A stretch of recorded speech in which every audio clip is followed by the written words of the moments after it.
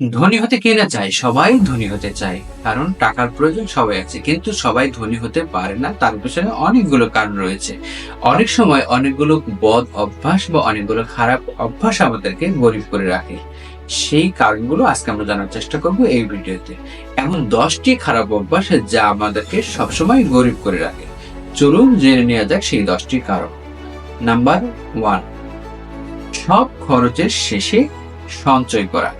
যদি আপনার মধ্যে এই অভ্যাসটি থাকে তাহলে আজই ত্যাগ করুন। কারণ ধনীদের অভ্যাস হলো তারা সবসময় আগে সঞ্চয়ের টাকাটা আলাদা করে রাখে এবং তারপরে তারা বাকি টাকা দিয়ে পরিকল্পনা করে খরচ করে।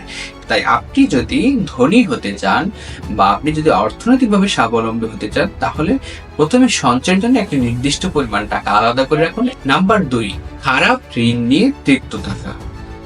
খারাপ ঋণ হচ্ছে সেই সকল ঋণ যে ঋণগুলো মানুষ বিলাসিতা করার জন্য নিয়ে থাকে এবং সেখান থেকে কোনো রিটার্ন সে পায় না।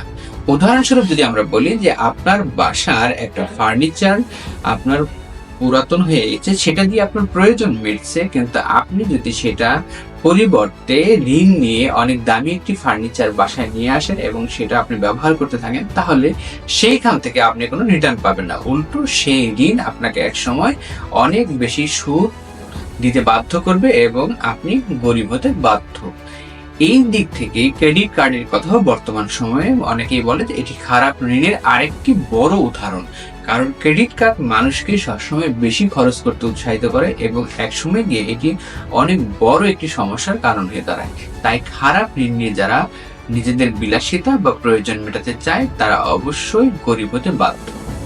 নাম্বার ৩, অন্তত ৬ মাসের জন্য সঞ্চয় মজুদ না রাখা। হ্যাঁ, মানুষের জীবনে প্রত্যেকেরই উত্থান পতন থাকে।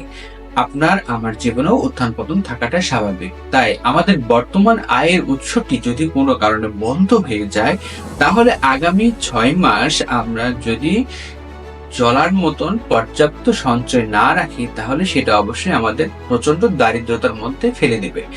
তাই বুদ্ধিমানের কাজ হলো ধনী মানুষরা সবসময় তারা তাদের আগামী ৬ মাসের জন্য একটি নির্দিষ্ট পরিমাণ টাকা মজুত রাখে। জীবনের যে কোনো দুর্ঘটনার বিপরীতে তারা যেন সেই সময় ভালোভাবে জীবন চালাতে পারে তার জন্য অবশ্যই সেই পরিমাণ টাকা তারা সঞ্চয় করে রাখে।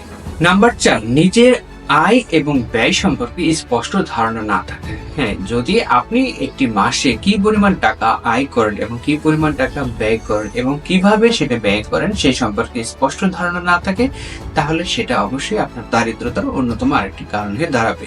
কারণ আপনি যখন আপনার আয় এবং ব্যয় সম্পর্কে স্বচ্ছ এবং স্পষ্ট ধারণা রাখবেন তখন আপনি আপনার আগামী দিনের করণীয় সম্পর্কে আরো ভালো ভালো সিদ্ধান্ত নিতে পারবেন।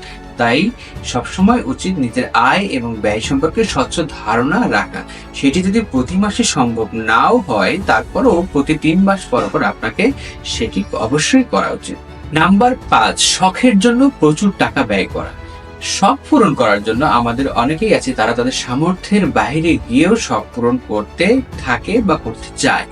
সাধারণভাবে এটি সকল মানুষের কাছে কোনো একটি গ্রহণযোগ্য কাজ নয়। কারণ আপনার কখনোই উচিত নয় আপনার সামর্থ্যের বাইরে গিয়ে শখ পূরণ করা বা শখের জন্য প্রয়োজনের অতিরিক্ত টাকা ব্যয় করা। মানুষ অবশ্যই শখ পূরণ করবে, তবে তার সেটা সীমাবদ্ধ একটি পরিকল্পনার ভেতর দিয়েই করতে হবে, নইলে তাকে সেটার জন্য ভবিষ্যতে অবশ্যই দারিদ্রতার মুখোমুখি হতে হবে। নাম্বার ৬, অতিরিক্ত কর প্রদান করা বা কর সম্পর্কে সুস্পষ্ট পরিকল্পনা না থাকা। আপনি যদি একজন কর বিশেষজ্ঞের পরামর্শ ছাড়াই কর প্রদান করে থাকেন তাহলে অবশ্যই আপনি হয়তো বাড়তি কর প্রদান করছেন, আর এই বাড়তি কর আপনার অর্থনৈতিক উন্নতির জন্য অন্যতম আরেকটি বাধা। সুতরাং কর যদি আপনি অতিরিক্ত প্রদান না করতে চান, সুতরাং অতিরিক্ত কর প্রদান থেকে নিজেকে বাঁচাতে হলে আপনাকে অবশ্যই একজন বিশেষজ্ঞের পরামর্শ নিয়ে কর প্রদান করতে হবে। নাম্বার ৭, বিনিয়োগ না করা। হ্যাঁ, আপনি যদি আপনার সঞ্চয়ের টাকা কোনো একটা নির্দিষ্ট জায়গায় ফেলে রাখেন তাহলে সেই টাকা আপনাকে বাড়তি কোনো আয় এনে দিবে না এবং সেটা সেই জায়গায় অলস পড়ে থাকবে। সুতরাং আপনার টাকার যদি রিটার্ন পেতে চান ভালোভাবে তাহলে পরিকল্পনার ভিত্তিতে কোনো একটি নির্দিষ্ট এবং নিরাপদ জায়গায় সেটিকে বিনিয়োগ করতে হবে। শুধুমাত্র বিনিয়োগের মাধ্যমে আপনি আপনার টাকা বৃদ্ধি করতে পারবেন এবং আপনার ধনী হওয়ার পথকে সহজ করতে পারবেন। অন্যথায় আপনাকে সেই নির্দিষ্ট দারিদ্র সীমার মধ্যেই থাকতে হবে, যদিও আপনি একটি নির্দিষ্ট পরিমাণ সঞ্চয় থাকার পরেও। নাম্বার 8, এই নিজের দক্ষতা বৃদ্ধির জন্য বিনিয়োগ না করা। বলা হয়ে থাকে নিজের উপর বা নিজের দক্ষতা বৃদ্ধির জন্য বিনিয়োগ হচ্ছে সবচাইতে শ্রেষ্ঠ বিনিয়োগ। আপনি যদি সময়ের সাথে সাথে নিজের দক্ষতা বৃদ্ধি না করেন, তাহলে আপনার বর্তমান আয়ের সোর্সটাও আপনার জন্য একসময় সীমিত হয়ে যাবে এবং আপনি সেখান থেকে পর্যাপ্ত পরিমাণ আয় করতে পারবেন না, এবং সেটি না করতে পারলে আপনি একসময় দারিদ্রতার মুখোমুখি হবেন। নাম্বার 9, শুধুমাত্র মানুষকে ইমপ্রেস করার জন্য অতিরিক্ত টাকা পয়সা খরচ করা। একটা উদাহরণ দিলে এই জিনিসটি পরিষ্কার হয়ে যাবে। সেটি হচ্ছে, ধরুন আপনি হাত ঘড়ি পড়তে পছন্দ করেন। আপনার হাত ঘড়িটি আপনি 1000 টাকা দিয়েও কিনতে পারেন, আবার 5000 টাকা দিয়েও কিনতে পারেন, আবার 50,000 টাকা দিয়েও কিনতে পারেন। আপনি যদি মানুষকে ইমপ্রেস করার জন্য আপনি 50,000 টাকার একটি ঘড়ি ক্রয় করেন এবং সেটা পরেন, তাহলে অবশ্যই সেটা নিতান্ত বোকামি। যেখানে 5000 টাকা দিয়েও অনেক সুন্দর একটি ঘড়ি আপনি পড়তে পারেন। সুতরাং ধনী হতে চাইলে আপনাকে এই অযথা ব্যয় পরিহার করে যথার্থ এবং যৌক্তিক ব্যয় করতে হবে, এবং সেই ক্ষেত্রে অবশ্যই মানুষকে ইমপ্রেস করার জন্য ব্যয় করা বন্ধ করতে হবে।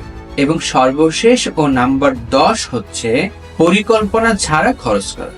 আপনি যদি পরিকল্পনা ছাড়াই ইচ্ছা মতো খরচ করতে থাকেন, তাহলে একসময় আপনি টাকার কোনো সঠিক হিসাব পাবেন না। আপনি যা আয় করছেন সেই আয় থেকে আপনি পরিকল্পনা মাফিক ব্যয়ের কোনো হিসাব পাবেন না, এবং সেটা না হলে একসময় আপনার পকেট থেকে অনেক বাড়তি টাকা অযথা খরচ হয়ে যাবে। সুতরাং নিজেকে ধনীদের কাতারে দেখতে চাইলে আপনাকে অবশ্যই পরিকল্পনা মাফিক ব্যয় করতে হবে।